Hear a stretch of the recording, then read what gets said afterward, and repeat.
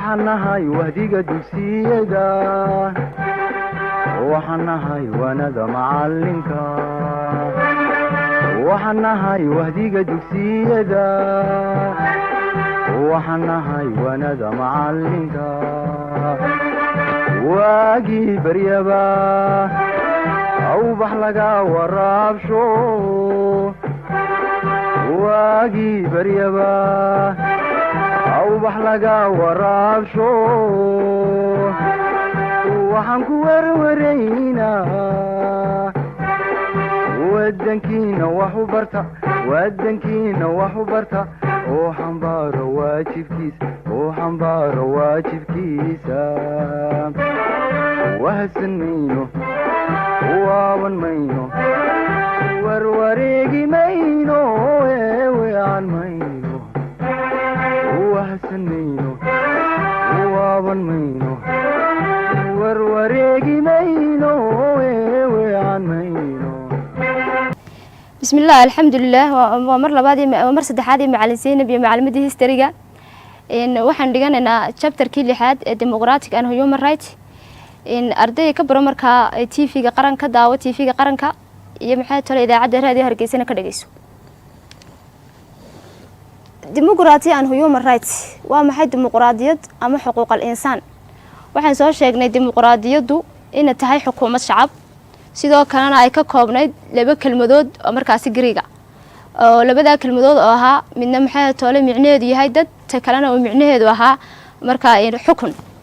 waxaan soo sheegnay qaybaha dimuqraadiyadu u qaybsanto waxaan soo sheegnay noocyada dimuqraadiyada sidoo kalena waxaan soo sheegnay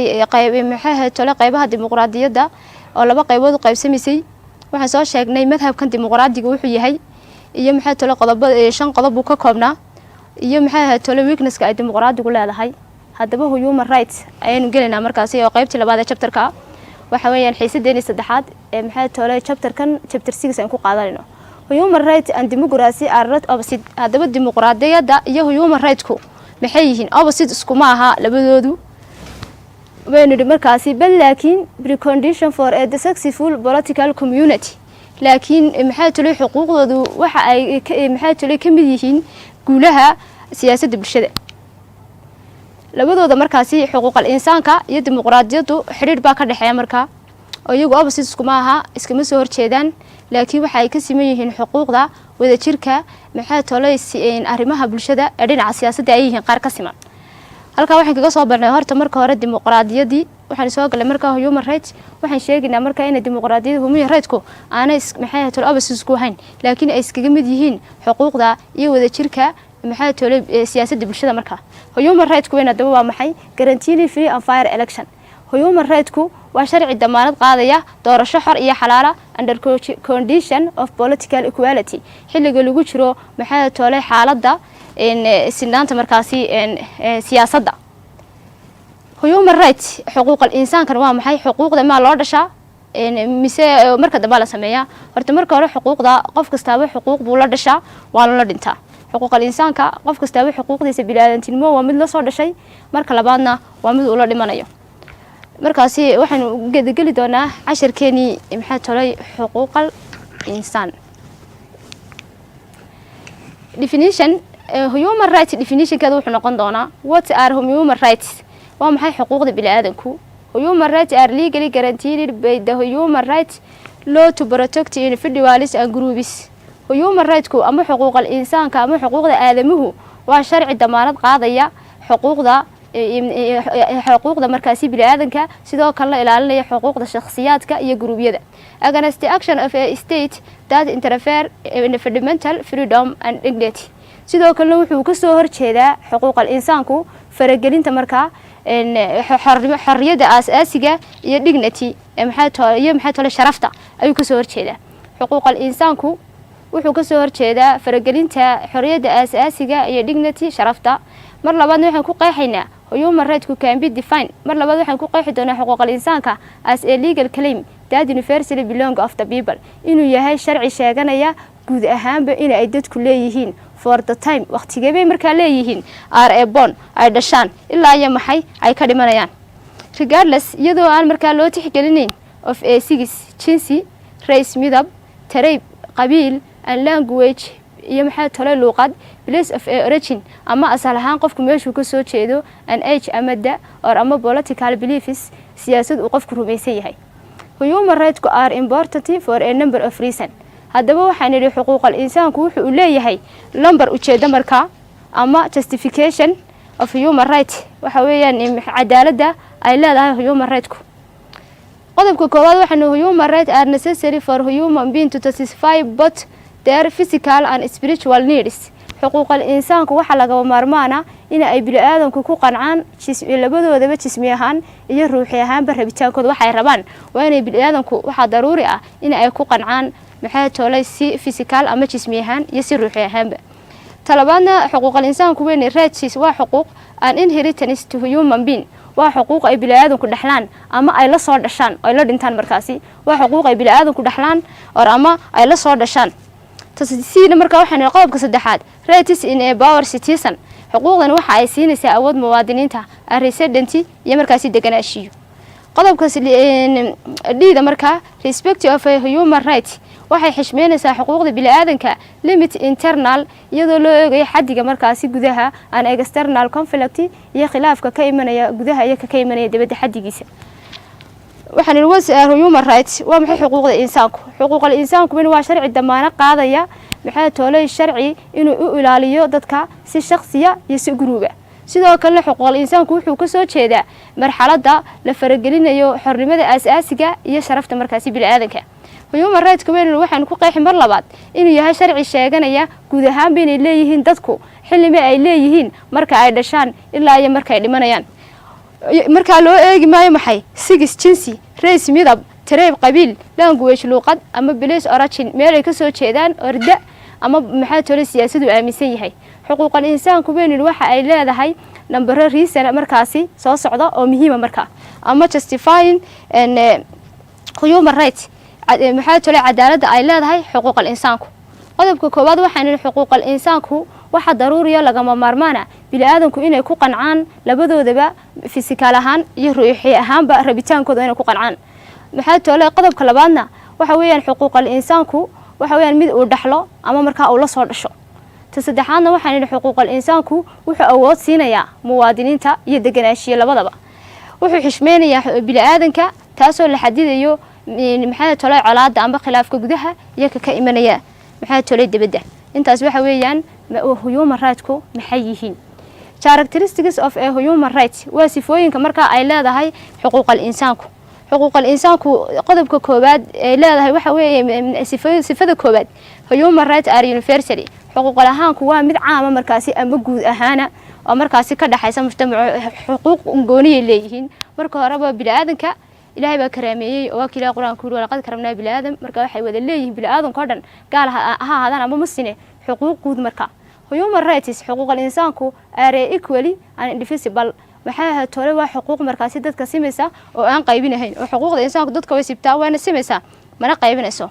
qodobka kale waxaan human rights are limitations wuxuu leeyahay xuduud oo xuquuqal insaanku wuxuu leeyahay xuduudaas oo ah mid aan laga gudbahayn oo micnaha qofku hadduu maxay tole xuduudda ka gudbo oo isagoo shaaricada marayo uu isqaawiyo de markaasi qofkaasi xuquuqdii uu jabiyay ama wuxuu sameeyay xadgudub oo de maxay tole xuquuqdiisu ma siinayso isagoo markaasi miyir qaba inuu micnaha shaarica isku qaawiyo human rights are legally to protect waa sharci markaasi ilaalinaya xuquuqda bini'aadanka qodobka u dambeeyay markaasi sifaha ay leedahay xuquuqal insaanku human rights are internationally guaranteed waa sharci markaasi si heer caalamiya u damaanad qaadaya oo markaasi xuquuqda bini'aadanku si maxay tolay heer caalamiya ay u damaanad qaadan tahay oo lagu magaxad gudbi karo maxay tolay shakhsiyaadka ama bini'aadanka classification of human rights waa kala saarista xuquuqal insaanka human rights can be classified into the following waxaan ku kala saari doonaa maxay tolay kuwan soo socda ta koowaad waxa weeyaan xuquuqda koowaad civil xuquuq madaniya or political rights ama xuquuqda siyaasadda ta labaadna waa social xuquuqda bulshada economical rights iyo xuquuqda markaasi dhaqaalaha ta saddexaad waxa weeyaan solidarity rights waxa weeyaan xuquuqdii markaasi sinaanta markaasi ama mideynta haddii waxaan nidhi civil waa maxay xuquuqda madanigi ama xuquuqda siyaasaddu the right to be treated as an equal to anyone else in society waa xuquuq la macaamilaysa si isku mid ah qof kasta iyo bulshada kaleba maxay kala macaamilaysaa markaasi xuquuqdaasi qaybahan soo socda life markaasi noloshiisa belief in a own religion iyo diinta uu leeyahay isagu markaasi rumaysan yahay opinion fikirkiisa free speech xorriyatul qowlka and non discrimination iyo maxay toolay inaan la katakoorin ama aan la kala saarin akoorniyada markaa loo eegay kala saarkaasi tusigis jinsi maari guur race maxay toolay midab and cultural background ama halku asal ahaan qofku kasoo dhaqan ahaan kasoo jeedo taasi markaasi waa sifilka xuquuqda madaniga been yidhi waa xuquuq markaasi ula macaamilaysa si isku mid ah shakhsi kasta iyo bulshada kaleba waxay kala macaamilaysaa dhinaca nolosha iyo markaasi diinta uu rumaysan yahay fikirkiisa xorriyatul qowlkiisa iyo sidoo kalena inaan la takoori karin maxay toolay dadka iyadoo loo eegayo jinsi ama guur ama midab ama markaasi cultural background ama dhaqan ahaan asalkiisa aan loo katoorahayn talabaadna waxa weeyaan bani political waa xuquuqdii markaasi siyaasadda the right to vote waxa weeyaan xuquuqda marka hore ee politicalka ay leeyihiin dadku to vote waa inay codeeyaan freedom of speech sidoo kalena waa inay u hadlaan si xora and to obtain information sidoo kalena waa inay maxay tolay helaan xogtaasoo voting election ku saabsan doorashada free reform waa inay si xora maxay tolay join political parties ay ugu biiraan xisbiyada siyaasadda oo qofku waa inuu doonaa xisbigu doonayo oo isagu doorto inuu ku biiro oo aan la odhan xisbigaas aad ku jirtay kan ka joog ama xisbiga ma geli kartid marka si xora ugu biiro xisbiyada siyaasadda ku doono life in independent country sidoo kalena maxay tolay horumarka noloshiisu waxa hogaaminaya wadanka sidoo kale waxaan free disagree with a few waa inuu qofku si xora u qaadici karaa aragtiyaha kale markaasi ama uu u diidi karaa fikradaha and policy of political leaders iyo sidoo kalena maxay tolay siyaasadda hogaaminta ee siyaasadaha marka there are waxay leeyihiin ujeedo at a limit state iyo welibana xaddi maamul in their personal lives ee maxay tolay shakhsiyada noloshooda marka social dhinaca kale xuquuqal insaanka ee bulshada ka eegayna xuquuqal insaanka bulshada ay leeyihiin ama xuquuqdoodu maxay tahay waa the right to education waa inay helaan xuquuqdii waxbarashada waa inay helaan health care maxay tolay xuquuqdii caafimaad markaasi daryeel caafimaad sidoo kalena waa inay helaan food cunto and clothing dar shelter hoy and social security sidoo kalena mujtamacu waa inay helaan amni sidoo kale waa inay mujtamacu helaan xuquuqdu ay tahay waa inay helaan housing guryo education waxbarasho health service adeegyada caafimaadka recreation facilities iyo welibana xarumihii lagu madadaalanayay oo bini'aadanka ama mujtamacu marka hore markuu helo hoy markuu helo cunto markuu helo caafimaad markuu helo waxbarasho wuxuu u baadaa creation facilitate xarumo uu ku madadaashado ama garoomo ciyaarad ha aadaan ama maxay tolay meelo kale lagu madadaashadee waa inay markaa dadku helaan maxay tolay meelo ay ku madadaashadaan iyo sidoo kale clean environment deegaan nadiif ah and social security iyo welibana amnigii bulshada intaas waxa weeyaan xuquuqdii ay lahayd bulshadu economic xuquuqda dhaqaalaha marka waxaan darayd xuquuqdani participate in economy that benefit waxa ka qayb qaadanaya faa'iidada dhaqaalaha oo dhamaantii and to desirable work waa inay dadku jeclaadaan shaqooyinkooda job shaqooyinkaasi work without exploitation waa inaanay noqon shaqooyin dadka la isticmaalaan bal maxay tolay shaqooyinkooda lagu isticmaalo free wage dadka shaqaalihii waa inay helaan maxay tolay mushahar cadaalada safe working waa in maxay tolay loo ay helaan amni xilliga shaqada condition ay ku jiraan xaaladaasi shaqada form trade unions waa inay helaan markaa samaysan karaan shabakado ganacsi ama ay xuquuq waxay u leeyihiin inay samaysan karaan ururo ganacsi have adequate food waa inay helaan markaasi cunto ku filan intaasina waxa weeyaan maxay tolay xuquuqdii dhaqaalaha ee bini'aadanku markaasi culture waxa weeyaan dhaqankii the right to freedom of a religion maxay tolay xuquuqda dhaqanku waxa weeyaan xuquuqdiisu inuu si xor ah u helo diintu doono to speak the language uu ku hadlo luqadu doono and to practice culture when is a choice sidoo kalena uu ku noolaado dhaqanku isagu doono use own language ama uu isticmaalo luqad uu leeyahay develop culture activity sidoo kalena waa in hore loo mariyaa hawlaha ganacsi hawlaha dhaqaale ee markaasi xuquuqda ay leeyahay dhaqaneed develop own kind of schooling waa in hore looga mariyaa qaybaha markaasi waxbarashada dhinaca dhaqanka marka waa in hore looga mariyaa qaybaha waxbarashada solidarity waxa weeyaan midayntii these are rights xuquuqdan as a focus on the whole country dhammaan waatuu wadanku ku foosaya markaa amba uu kusoo baasgareeyey every citizen muwaadin kastaana should have a right wuxuu leeyahay xuquuq to have a clean health uu helaya markaasi caafimaad clean markaasi oo nadiif ah and sustainable environment iyo deegaan waara sidoo kalena uu helayo peace nabad and development iyo markaasi horumar waxaa jira bill of rights maxay ahayd toolay xuquuqda joogtada ah ay leeyihiin bini'aadanku markaa the bill of rights is a statement of human waxa weeyaan maxay tahay xuquuqda joogtada ahi or civil rights ama xuquuqda madaniga constitution mid uu dhigayo dastuurku on convention ama maxay tahay shirarku is explains taa waxaan ku qeexaynaa waa the rights of individuals xuquuqda uu helayaan shakhsi kastaaba by virtue of a being human being inay tahay mid u wanaagsan ama dhaqan ku wanaagsan bini'aadantinimada these rights are including marka xuquuqahaasi joogtadana waxaa ka mid ah all people have a right to self determination dhammaan dadka oo dhami waxa ay leeyihiin xuquuq and self determination uu ku gaari doono maxay tolay go'aanku doono self determination qofku waa inuu iskuulku doono gali karo waa inuu shaqadu doono qaban karo waa inuu cid doono dooran karo waa inuu halku doono degi karo waa inuu halku doono mari karo self determination waa inuu go'aankiisa isagu markaa gacmaha ku haysta iyo sidoo doono inuu yeelo qodobka labaadna waxa weyn equality before the law dadku marka horeba inay sharciga ka hor yihiin dad siman xuquuqda saddexaad ama joogtada xuquuqda saddexaad ee joogtadii waa the rights of majority groups shouldn't be denied xuquuqdaasi gurubyada majority-gu maxay toolay had iyo jeer iyagunba minority-ga waxaan u jeedaa the rights of a minority groups xuquuqda markaasi kuwa laga tirada badan yahay ama laga cod batay shouldn't be denied had iyo jeer waa la beeniyaa oo markaasi waxaan nidhi maxay toolay la qaataa markaan joognay dimuqraadiyadii kuwa codka dheer leh ama maxay toolay majority-ga freedom of a fund qofku waa inuu si xora markaasi or ama start family waa inuu u samaysan karaa markaasi si xora family ama uu qoys u samaysan karaa si xora waxaan idhi markaasi UN Charter on Human Rights waa xeerarka UN-ka iyo xuquuqal insaanka the UN Charter refers fundamental human rights of all number of being is a document dhammaan bayna xeerarkan UN-ta aasaaskoodu waxa weeyaan maxay talo dokumentiyadaasoo was adopted ay la qabsadeen by the UN General Assembly maxay ahayd toolay golihii UN-ka markay ahayd 10 December 1984 Charter waxaan markaasi xeerarkii official paper marka hore waxaa si rasmi ah loogu qoray warqad or ama is a formal statement of a rights country people which agree waxaan waxa si rasmi ah loogu qoray warqad amba sidoo kalena formal statement waxa weeyaan markaasi xaalad of the rights xuquuqda ay wadanku people dadku which agree ay ku waafaqeen amba la isku ogolaaday were the demanded for a rule waxa weeyaan markaasi xeerarkiina kuwan set a promotion waa inay kor u qaadaan of an respect ama la xishmeeyo human rights xuquuqda bini'aadanka for all dhammaan as a one of the aims of the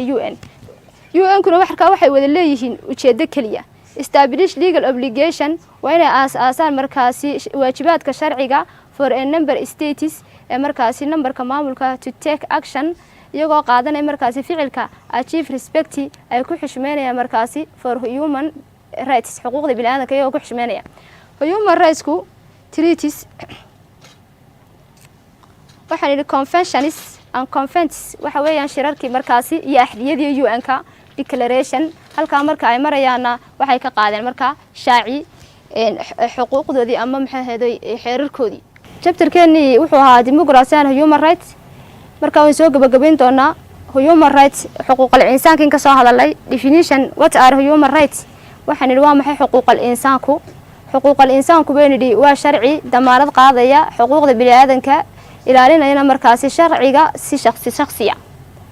waxaan idhi ma iyo si guruubaba markaa isagoo ka soo horjeeda markaa ficilada iyo xaaladda lagu faragelinayo maxay talo xornimada aasaasiga iyo markaasi sharafta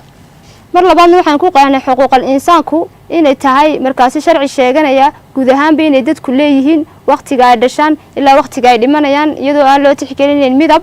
iyo jinsi qabiil luuqad ama meel uu ka soo jeedo ama da ama siyaasad uu rumaysan yahay xuquuqal insaanku waxay leeyihiin beenidhi qodobo markaasi lambaro muhiima amba waxay leeyihiin justification of a human right maxay toolay cadaaladda xuquuqal insaanka qodobka koowaad waxaan waxa daruuriya laga maarmaana bini'aadanku inay ku qancaan labadooda physical ahaan ama jismi ahaan iyo ruuxi ahaan rabitaankooda qodobka labaadna waxaan nidhi waxa weeyaan bini'aadanku inay dhaxlaan bini'aadantinimada ama markaasi ay la soo dhashaan bini'aadantinimada human rights waxay leeyihiin inay awoodii muwaadiniinta sidoo kalena waxay yihiin qaar degan markaa waxaan respect of human rights waa in la xishmeeyaa xuquuqal insaanka limit internal and external conflict sidoo kale waa in la yareeyaa baynu xadiga khilaafka gudaha ama colaadda gudaha iyo colaadda markaasi dibadda waxa jira baynu sifooyin ay leedahay xuquuqal insaanku to koobaad waxa weeyaan baynu xuquuqal insaanku mid guud markaasi oo dadkoo dhan wada leeyihiin tan labaadna xuquuqal insaanku waxa weeyaan mid ay siman yihiin oo aan la qaybsanayn saddexaadna baynu xuquuqal insaanku waxa ay leedahay xuduud markaasi oo inaga sheegnay qofku inaanu isqaawin karin oo xadkiisa uu ka gudbay micnaha hadduu isqaawiyo human rights waxay leedahay sharci markaasi ilaalinaya sidoo kalena human rights waxa ay leedahay sharci heer caalamiya oo markaasi damaanad qaaday xuquuqal insaanka waxaan soo sheegnay maxay tolay kala saarista xuquuqal insaanka human rights waxaan ku kala saari doonaa been qodobadan hoos ku qoran koobaad waxa weeyaan sifal xuquuqdii madaniga ahayd talabaadna waxa weeyaan tii maxay tolay xuquuqdii siyaasadda xuquuqdii bulshada tii dhaqaalaha iyo tii mideynta markaa waxaan nidhi markaasi madanigi waxay ahayd xuquuqdani waa mid ay isticmaalayaan si siman shakhsi kasta iyo bulshada kaleba maxay ka sinaanayaan nolosha diinta ay haystaan fikradahooda xorriyatul hadalka iyo sidoo kale inaana la kala saarin dadka amaan la takorin iyadoo loo eegay si maxay tolay jinsi guur ama midab ama maxay tolay dhaqan meel uu ka soo jeedo dhaqankiisu siyaasadana waxaan nidhi waxa weeyaan xuquuqda codaynta maxay tolay iyo xuquuqda xorriyatul qowlka inuu qofku si xor u hadli karo sidoo kale in social media ama nimanka saxaafadda oo kale waxay ku hadlayaan xorriyadooda ay u hadlaan oo aan maxay tolay la takorin aan iyo welibana in ay helaan xog sidoo kalena ku saabsan codkii doorashada waa inay xor u noqdaan inay ku biiraan xusbigay doonaan sidoo kalena waa inay helaan maxay tolay horumarka wadanka oo dhinaca nolosha ah sidoo kalena waa inay maxay tolay fikradaha u qaadici karaan si xor markaasi oo yiraahdaan maxay tolay fikradaas anagana ma cajibin iyo sidoo kalena maxay tolay siyaasadda hogaamineed ee siyaasadaha markaa waxaan dhammaan ujeedadaasi waxa weeyaan xadeynta maamulka ka xadeynayaan personal life maxay tolay shakhsiyaadkaasi dhinaca bulshada baan nidhi xuquuqda bulshada ay leedahay waa waxbarashadii iyo daryeelkii caafimaadka cuntadii dhalkii iyo welibana sidoo kalena shelterkii iyo welibana maxay tolay amnigii bulshada iyo maxay tolay tii dhaqaalaha ah in ay maxay tolay helaan dhaqaale faa'iido leh sidoo kalena dadka shaqooyinka la jeclaysiyo shaqada jeclaadaan oo aan la isticmaalin ay helaan markaasi mushaar xora tii dhaqankuna waxa weeyaan xuquuqdaasi inuu si xora maxay tolay diintiisa oo diintu doono u qaato sidoo kale luqadu doono uu ku hadlo sidoo kalena uu doorto dhaqanku uu doorto isagoo uu ku noolaado markaa ta kale waxa weeyaan solidarity mideyntii maxay ka midan yihiin markaasi wuxuu wadanku ku soo foosay waa mideyntaasi maxay tolay muwaadiniinta xuquuqda muwaadiniinta sidoo kale waa inay helaan caafimaad nadiif ah iyo deegaan waara iyo nabad iyo horumar markaa waxaan markaasi waxa weeyaan qodobadii maxay tolay bill of rights waxa weeyaan maxay tolay qodobadii joogtada ah ee xuquuqal insaanka qodobada joogtada waxa weeyaan beenay dhammaan dadka oo dhami xuquuqdoodu waxa weeyaan self determination in ay maxay tolay go'aanadooda si khaas ah u fulin karaan waxay doonaan qabsan karaan waxay doonaan diidi karaan inay sinaadaan sharciga horti sidoo kalena xuquuqda minority gurubyada laga tirada badan yahay in had iyo jeer la beeniyo iyo sidoo kalena inuu si maxay tolay maxay tolay qofku uu samaysan karo qoysku doono halkaa waxay markaasi inoogu joogi doonaa casharkii human rights ka amba xuquuqal insaanka halkaas in ka sii anba qaadi doonaa insha Allah taala xiisada ka dambaysa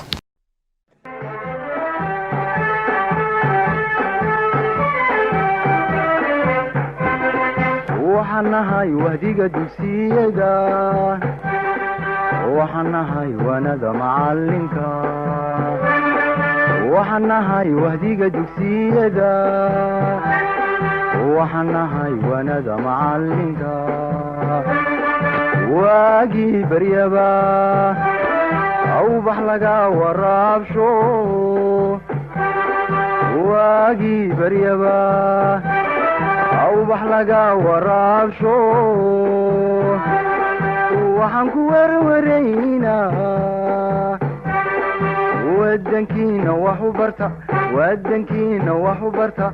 oo xambaaro waajibkiisa oo xambaaro waajibkiisa wahsan mayno